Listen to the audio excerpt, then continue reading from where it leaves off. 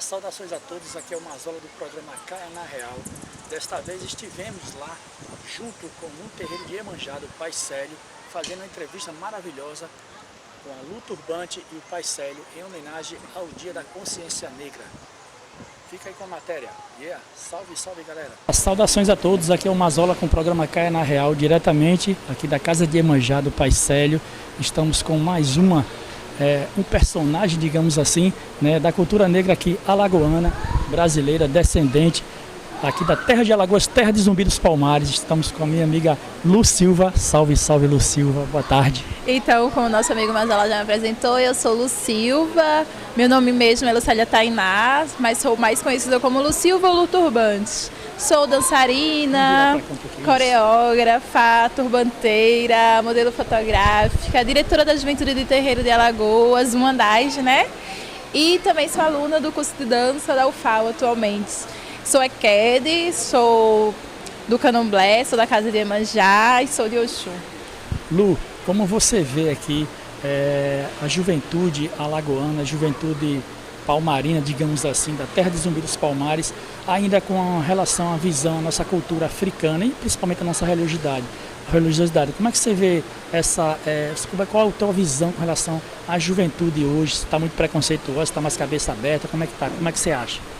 Então, eu não vou fazer esse enfoque apenas na juventude palmarina, eu faço na juventude geral de Alagoas ainda, porque a gente ainda não está com o movimento totalmente fortificado. Eu acredito que o movimento ainda esteja meio indefeso.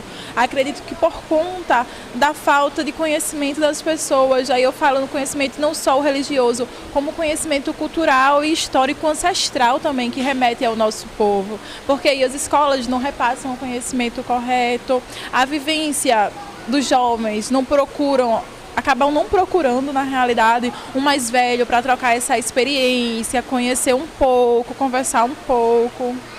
Legal. E Lu, como é que você vê essa questão da dança afro aqui no estado? Como é que ela está sendo aceita aí dentro da nossa comunidade mesmo, né? De todas as cores, de todos os âmbitos aí?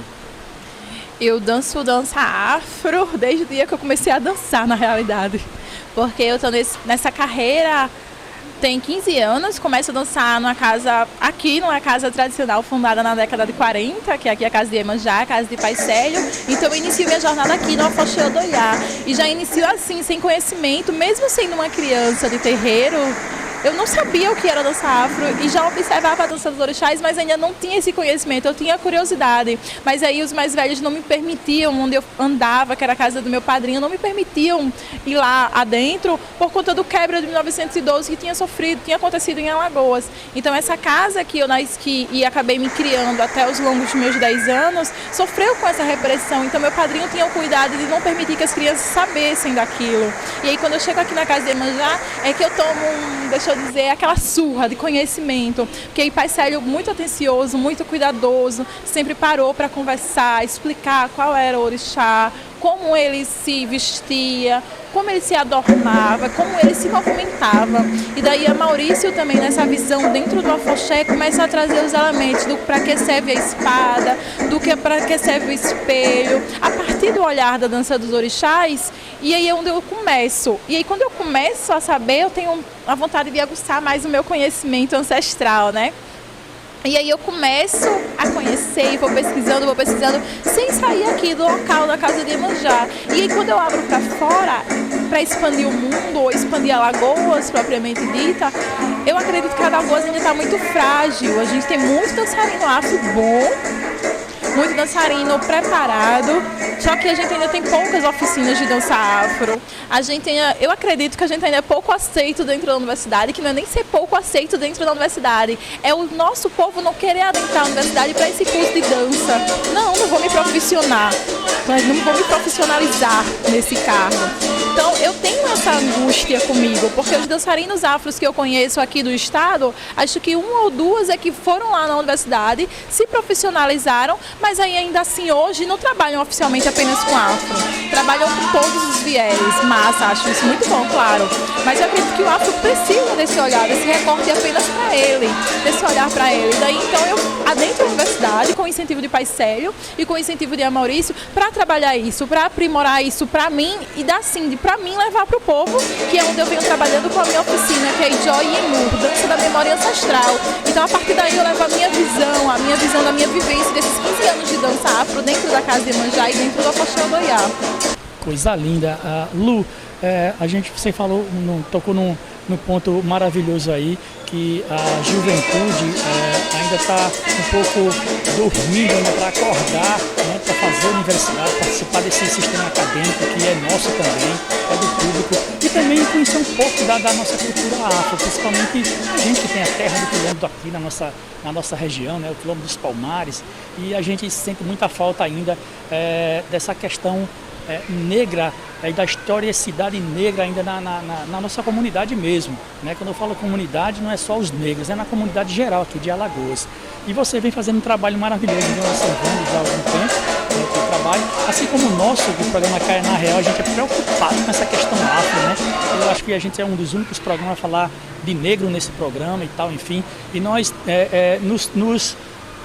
assim, a gente nos denominando o primeiro programa Afro-Reggae do estado de Alagoas. Por que reggae? A gente costuma colocar o pano de fundo como reggae para atrair mais a juventude. E você faz um trabalho maravilhoso com essas suas oficinas. Essa questão do turbante também, tem oficina, tem palestra. Como foi que você adentrou nesse mundo maravilhoso do turbante, do qual também eu sou adepto aqui, apesar de que eu sou iniciante nesse negócio aqui. Mas a Lu daqui a pouco vai fazer, ou mais tarde, vai melhorar esse turbante meu aqui, que está muito feio. Enfim, Lu, como é que você entrou aí nessa diáspora, né, uma das partes da nossa diáspora africana, que é esse maravilhoso turbante, essa história que vem de muitos anos? Então, quando eu entro no Afoxé Odoiá, eu começo a adornar a minha cabeça, e adornar a minha cabeça me trouxe a curiosidade de saber o que era aquilo.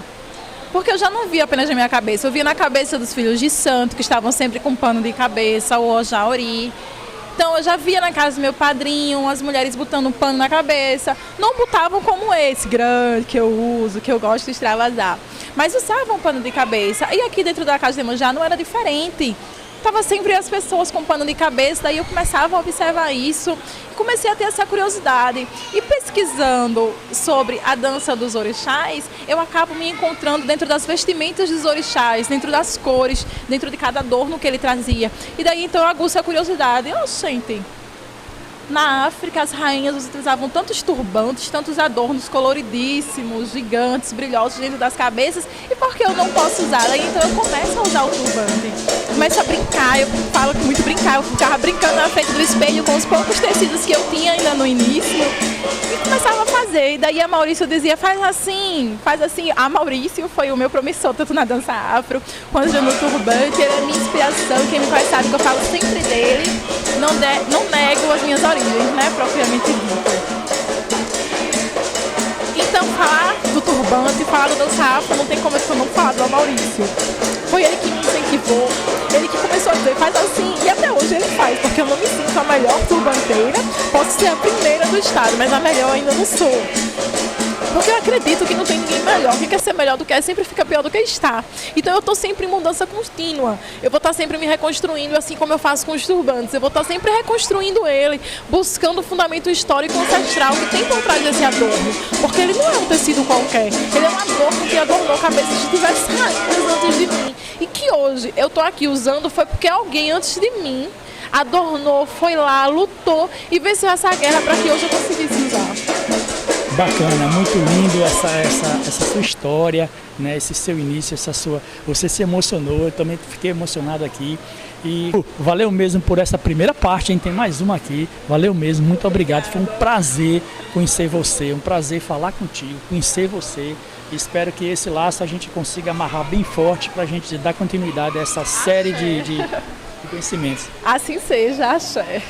Salve, salve galera, o Mazola aqui diretamente da Casa de Iemanjá com Lu Silva, Pai Célio e toda essa diáspora linda africana da terra dos Zumbi dos Palmares. Salve, salve rapaziada, yeah! Obrigada. Aqui no centro, Casa de Iemanjá do Pai Célio. Salve, salve Pai Célio, boa tarde. Boa tarde, boa tarde, boa tarde. Pai Célio, conta pra gente aqui como como você começou essa luta, né? Essa luta incansável, que é uma luta também pelos direitos do negro, pela religiosidade do negro aqui em Alagoas, terra de Zumbi dos Palmares, de onde nós somos muito discriminados e ainda não somos entendidos. Veja bem, a minha luta com relação ao terreiro, né? Eu já nasci dentro de um terreiro de candomblé. Meus avós paternos tinham casa de candomblé e aí minha mãe, obviamente, fez a obrigação e seguiu a carreira dentro do terreiro. Em 1978, com o falecimento de minha avó, eu assumo a casa de candomblé, né? Apenas com 16 anos de idade e dou prosseguimento todo aquele legado deixado pela minha avó. Então, nosso terreiro organizou-se, se estruturou-se, né? Eu assumo de fato de direito o terreiro e aí, paralelo a isso, eu entro na faculdade, eu tenho toda a minha vida paralela, mas também sempre preocupado com a ideologia de matriz africana. E aí o que é que acontece? A partir dos anos 80, a gente engaja no momento ligado ao movimento negro, não é? Então, acho que 85, 86, a gente engaja no movimento negro e aí começa a minha militância no movimento negro, no movimento religioso e fazendo essa paralela com o terreiro. Essa militância, né? Que é uma militância também, né, Pai Célio, que você tem, que você carrega em toda a sua vida, aqui nesse plano terreno, nesse plano material, como ser babalorixá, que tem um terreiro no estado de Alagoas, terra de Zumbi dos Palmares, de onde a gente ainda não é compreendido em sua totalidade. Olha, veja bem, vai muito de cada pessoa, né? Como eu me autoafirmo um negro, como eu me autoafirmo descendente de zumbi, como eu me autoafirmo babalorixá, então eu não vejo tanto preconceito, né? Os preconceitos, os conceitos formados sem as pessoas entenderem, ela vai muito do local, do espaço, das pessoas de convívio, etc. Então, é mais ou menos nesse sentido, entendeu? Mas tento, de certa forma, minimizar essa ideologia negativa das religiões de matriz africana, principalmente, né? Porque, infelizmente, a gente cai no senso comum, né? E muitas das vezes as pessoas não compreendem a real história do negro, né? Então, o que é que nós fazemos para tentar minimizar isso? Então a gente criou o primeiro afoxé, a gente criou o primeiro ponto de cultura dentro do terreiro de candomblé, nós criamos o cine axé, nós criamos a aula de dança, a aula de percussão, a aula de capoeira. Então tudo isso dentro do terreiro. Nós temos hoje dentro do terreiro uma sala de inclusão digital, uma biblioteca. Nós temos um projeto em parceria com a Universidade Federal de Alagoas, que é o Cine Axé. Então tudo isso a gente faz em prol da comunidade, principalmente da criança e do adolescente, não é? Porque do adolescente do bairro, o adolescente da periferia, reconhecendo sua negritude, reconhecendo seus valores étnico-raciais, jamais eles vão cair em determinadas circunstâncias, entendeu? Então esse é o grande objetivo da Casa de Iemanjá, do Núcleo de Cultura Afro-Brasileira Iaogunté e das suas ações culturais, sociais desenvolvidas lá no bairro da Ponta da Terra. Maravilha. Pai Célio, quanto tempo de trabalho, quanto tempo dedicado a essa cultura maravilhosa que é a cultura negra aqui no estado de Alagoas? Veja bem, eu digo que a gente faz cultura desde que nasci, né?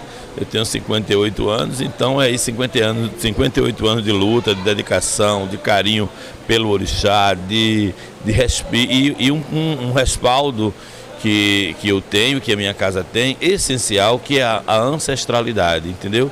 Se não fosse minha avó, se não fosse meus pais, obviamente eu não tinha essa visão macro com relação à religiosidade de matriz africana. E é esse legado ancestral que eu tento passar, que eu tento levar, que eu tento mostrar para a sociedade alagoana. Muito bom. Pai Célio, manda uma mensagem para os nossos telespectadores, a nossa juventude que está aí antenada, assistindo aí na internet, uma mensagem positiva com relação a essa maravilha que é o âmbito africano, esse âmbito afro-brasileiro. Você jovem, você que está aí na periferia, primeiro você tem que se identificar como negro, não é? Então, não adianta dizer que sou mulatinho, sou pardo, sou bonitinho, sou negrinho, você tem que autoassumir, tá? E quando você autoassume a sua negritude, você vai autoassumir a sua religiosidade, o seu carinho para com o outro, a sua ludicidade, a sua capoeira, a sua circularidade, a sua ancestralidade, a sua oralidade, o seu axé, que é a energia vital, não é? Então, a sua memória, então tudo isso está incutido numa coisa só que se chama povos tradicionais de matriz africana. Então a gente tem que lembrar que todos nós viemos deste grupo étnico que aqui veio para o Brasil e aqui tornou-se escravo. Nós não somos descendentes de escravos, nós não somos descendentes de homens e mulheres livres que aqui lhe deram a condição de escravo. Então isso é muito importante para o nosso jovem entender, compreender todas as ideologias da matriz africana. Então é necessário, primeiro, se autoassumir, segundo, ir para a escola, tá entendendo? Porque nós negros só somos alguma coisa se estudarmos, né? Então, e em terceiro, pôr em prática aquele legado ancestral deixado pelos nossos africanos escravizados aqui no Brasil. Pai Célio, muito obrigado pela entrevista, foi um prazer enorme estar aqui. A primeira entrevista que eu faço com o Babalorixá respeitado aqui do estado de Alagoas, e eu tive a sorte e o privilégio, não digo sorte, mas foi o privilégio, o mandado de Deus vir aqui hoje, né, nessa casa maravilhosa, né, e fazer essa entrevista altamente esclarecedora, altamente ampla de conhecimento para o nosso programa, para o nosso telespectador do programa Caia na Real, que luta tanto por essa bandeira negra no estado. Obrigado, digo eu. A Casa de Iemanjá está de portas abertas, não só para você, mas como todas as pessoas. A gente tem o maior prazer, tem o maior carinho de estar conferir as palestras, seminários, rodas de diálogos. Então, e isso é que vai informando, estruturando e organizando a cabeça e a mente, principalmente dos nossos afrodescendentes. Muito obrigado pela atenção e pelo carinho. A Casa de Iemanjá está sempre à sua disposição. É isso aí, Pai Célio, muito obrigado. Para você, programa Caia na Real. Salve, salve, rapaziada.